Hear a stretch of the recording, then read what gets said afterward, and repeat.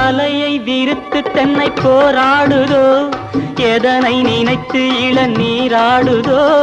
கன்னி உன்னை கண்டதாலோ தன்னை எண்ணிக்கொண்டதாலோ